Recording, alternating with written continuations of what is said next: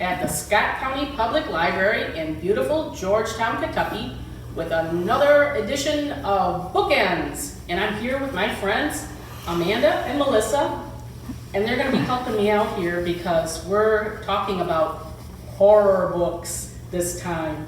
And this is not a genre that I have delved deeply into, but I'm very interested in it. I'm kind of dipping my feet in the pond, so to speak, or the bog mire. and they're going to help me out with some recommendations. And today we are filming from the Kentucky room here at the Scott County Public Library. And I wanted to just let everybody know, besides all the novels that we're talking about today, we also have a huge selection here in the Kentucky room of haunted houses, Kentucky ghosts, spookiest stories ever, all about ghosts and supernatural hauntings and things that go on right here in Kentucky. And you can check these out. So come and check out the selection that we have here. And it's neat that we're sitting here in the Kentucky room with all of our ghostly things, because I actually had a ghostly encounter right here in the Kentucky room. Wow. It's true. Yeah, one day I was in here shelving all by myself, and it was getting dark. It was about closing time, and I heard a woman's voice say, "Excuse me, excuse me." And I looked all over everywhere in this room, and there was nobody in there except me. Oh my gosh. So Yeah. it's haunted. She was now nobody will want to come in here. Yeah, exactly. So we're going to be talking about our horror books today. And does anyone want to get started with telling me one of their favorite horror books? I guess I can get started. This is my bag. I love horror books. I don't know what that says about me, but take that with a grain of salt, I guess. But I love horror because it is so varied. There's the bloody slasher, icky monster side, which isn't really my thing. There are ghost stories. Horror can kind of bump up against other genres and kind of borrow from them. So there's the kind of gothic romancy type. There's fantasy, sci-fi horror. It's just so different. So there's a little bit of everything in this. One of the new books I just read is called The Book of Accidents. This is on our new fiction shelves. It is rather thick, but it read really fast. And this one's a little bit different. This is actually by Chuck Wendig, and he has written some Star Wars things, some science fiction stuff. This is, I think, maybe his first technically horror book. But it is one of those science fiction fantasy type that you have your typical ghosts in a haunted house, in a haunted landscape, but you also have different dimensions. So it doesn't all happen within this world. Sometimes the world changes and it goes back to a previous decade or forward in time. And it's all centered on this one place. Oh, wow. So if you want something a little bit different, I would recommend The Book of Accidents. That sounds awesome. It is very good. Yeah. And then if you want just a good old ghost story, and some of these aren't necessarily terrifying as much as they're disturbing.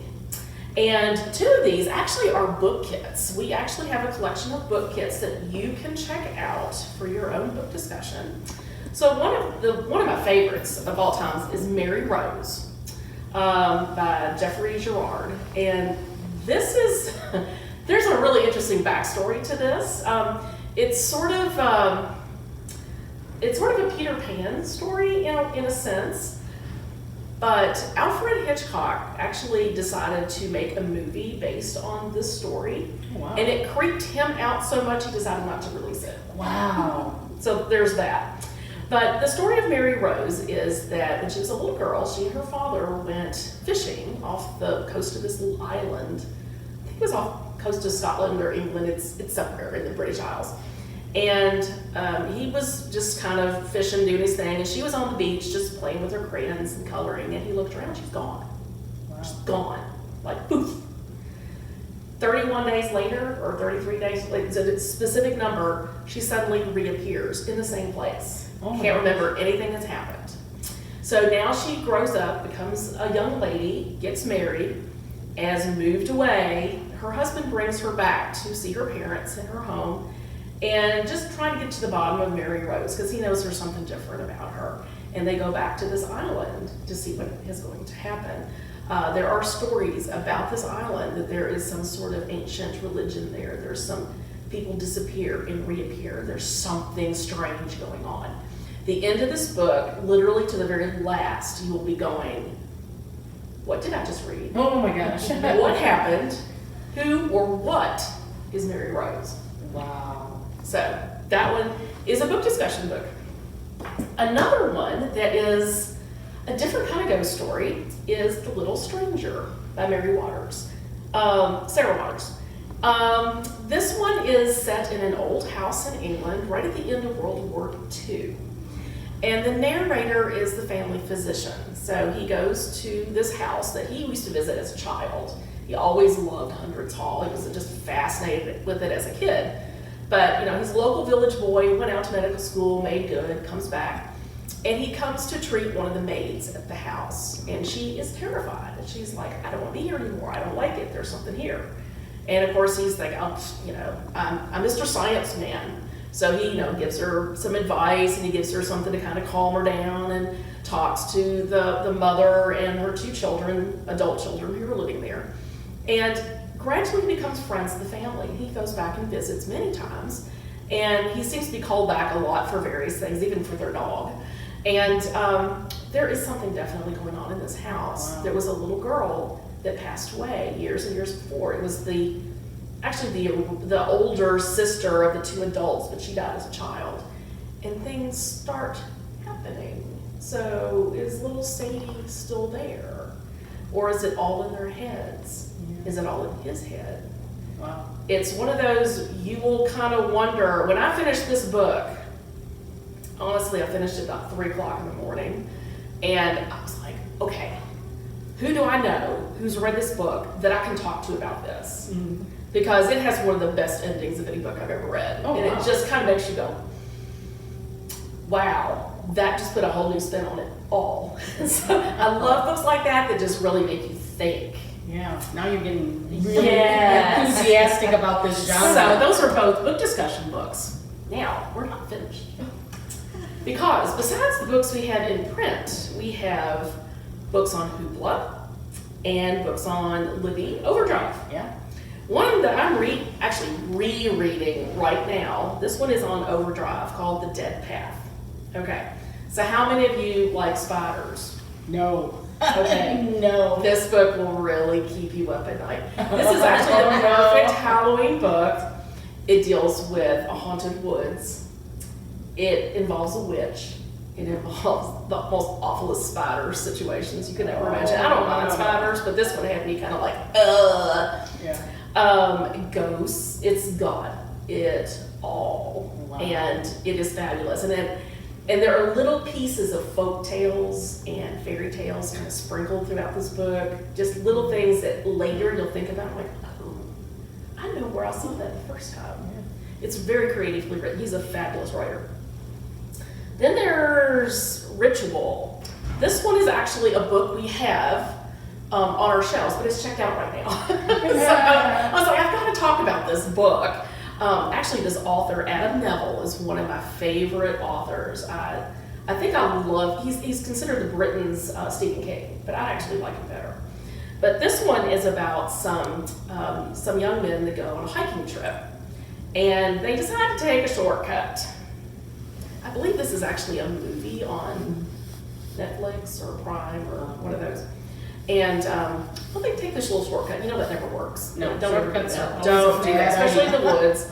And they come across this old house, and they kind of spend the night there. And well, there's something else in this house, and they've woken it up, and it kind of controls this part of the woods. And we'll just say old religion and something really, really creepy out of Norwegian folklore. I don't know. But yeah, this one is kind of hard to put down. And another of his, The House of Small Shadows, was the first one I've read of Adam Neville. Oh my gosh. I don't like marionettes. I don't like dolls. I don't particularly like taxidermy. Yeah. All three things are a major player in this novel. A young assistant to an antiques dealer goes to this house to appraise their collection and doesn't seem to be able to leave. Oh. And it's a really interesting house. Yeah. So anyway, these are my recommendations. Okay. Some are a little gentler than others, but they all will keep you reading and maybe keep you up at night. Oh. Just saying. That sounds very scary. So, Miss Amanda. All right. Well, first up, we have one of my favorite horror authors ever, Mr. Grady Hendrix. He's just fabulous. This book is the Southern Book Club's Guide to Slaying Vampires. I have read almost everything he's ever written, and this is one of my favorites. Got a couple notes here to keep myself on task. So this is about a bunch of stay-at-home moms who decide they are in a book club, and it's mostly literary fiction. The lady that's running it mostly has some fiction on there. They decide they want to read true crime, they want to read thrillers and horror, and they just really are ready to dive into something creepy and spooky. So they form their own book club, and all of a sudden a new neighbor that comes to town, he decides he wants to be part of a book club. There's something a little off about him, they're not quite sure. They think he may or may not be a vampire.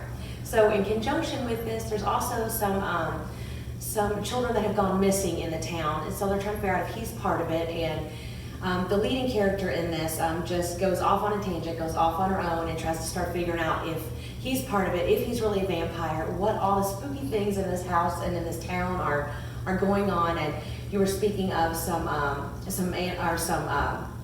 animals or insects or something like that in one of yours.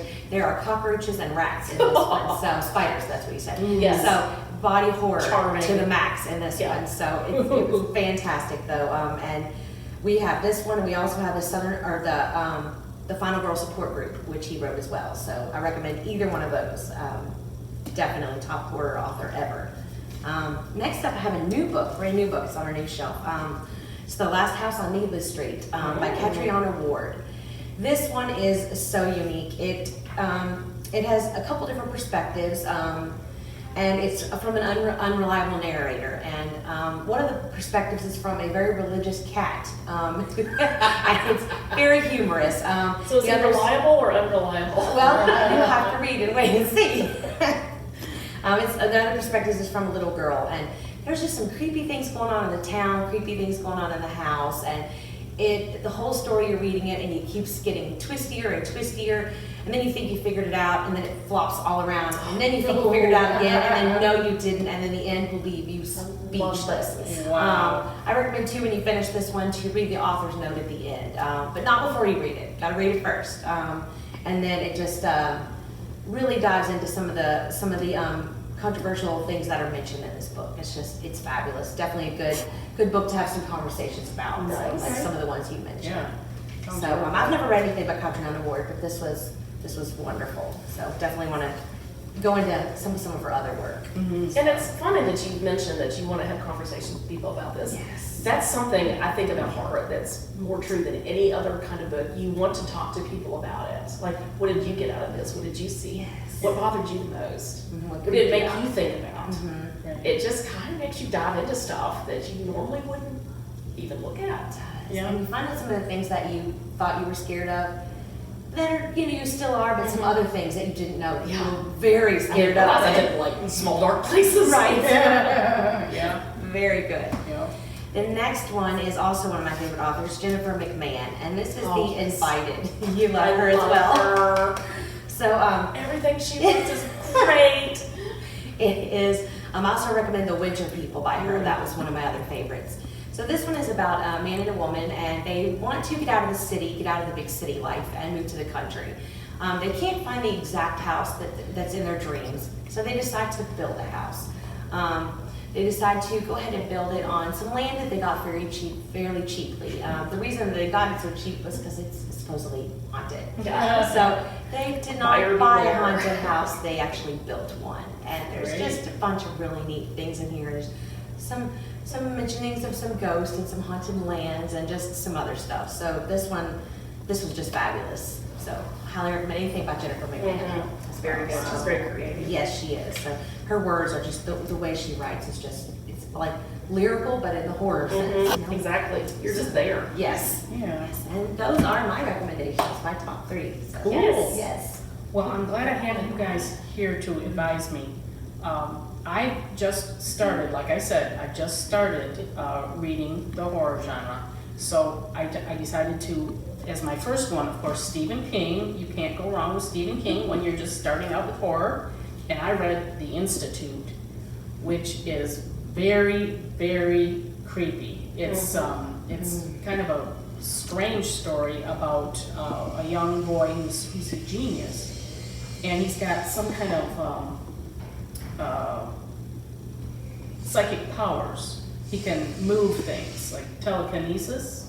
He can move things. And one day, some people come and kidnap him and kill his parents. And they take him to this place that they call the Institute. And they lock him up in there with a bunch of other kids that also have psychic powers. And they're doing these horrible experiments on them and subjecting them to medical, experiments. And they're trying to make these kids able to use their psychic abilities to achieve some kind of political or governmental goal. But they never really explain exactly. It's just that they're using these kids to focus their energies in order to, I guess, kill people whose political, who they think are going to be causing grief to the government. So this is a story about this young boy, Luke, and the other kids that he meets in this institute that they're trying to break out of. And once Luke actually, well, I'll let you guys read it, but he finds he has friends on the outside that help him out. And one of the things that I really like about this book is that all of the people in it, all of the characters are just very, very believable. None of them are perfect. They've all got, they're like people that you would meet in real life, people that you know in real life, and they're just put into these situations where they have to decide what to do when they find out that this horrific stuff is going on. So I highly recommend it. It's very good. Stephen King's book, Pet Sematary, was the most terrifying book I've ever read. Yeah, still my top to this day. Wow. Just the most terrifying. Well, I'll tell you what, I couldn't put this one down. I mean, I just, in any second I could, I was just sneaking a few more words. Yeah, back reading it because it was that compelling of a story. Well, I do want to also add this. If any of you out there really like horror, or you find some things here you would like to read and talk about, we have a horror book club. And our next meeting is actually November 11th. So 6 o'clock, please come because it's very relaxed. We all just talk about our favorite writers and short stories. I think our next topic is actually short stories, which are really fun. If you just want to start diving in a little bit to horror, just read some of Stephen King's, especially his short stories. They're fabulous. Oh, okay. But yes, please come join us and chat about these books. It's more the merrier. Yeah, I'll have to give that a try. Excuse me. Excuse me. Oh my goodness! Excuse me. You 3 ladies were so loud talking about your horror stories. You truly, literally woke the dead. Oh my goodness. But I shall not enact a terrible revenge on you because I also love horror stories. Awesome. Yes. So I would like to share this one. This here is The Dark Descent of Elizabeth Frankenstein by Kirsten White. This, of course, is a retelling of the classic Mary Shelley's Frankenstein. Sometimes retellings can fall flat and are very dull. This one delivers. It has shock and awe moments, and it's also told from Victor Frankenstein's love interest point of view, Elizabeth Lavenza. So this has a very feminist perspective on a classic tale. It's wonderful. Yes, It's sounds wonderful. We have 2 copies in the youth department. This is also a good read for teens, young adults, and adults of all ages. We also have it available as an e-audiobook. I think that's what you all mortals call it. On Overdrive, I believe. Yes, there's a copy of it there. So with that, I will leave you 3. But know that I'm never far away in the Kentucky room.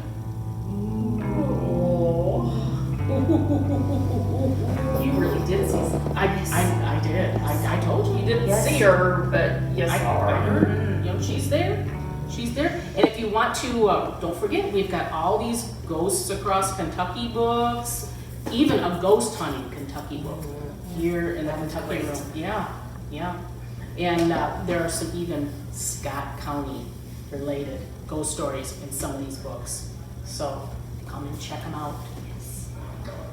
And until next time, we'll say goodbye from Bookends. Happy huntings.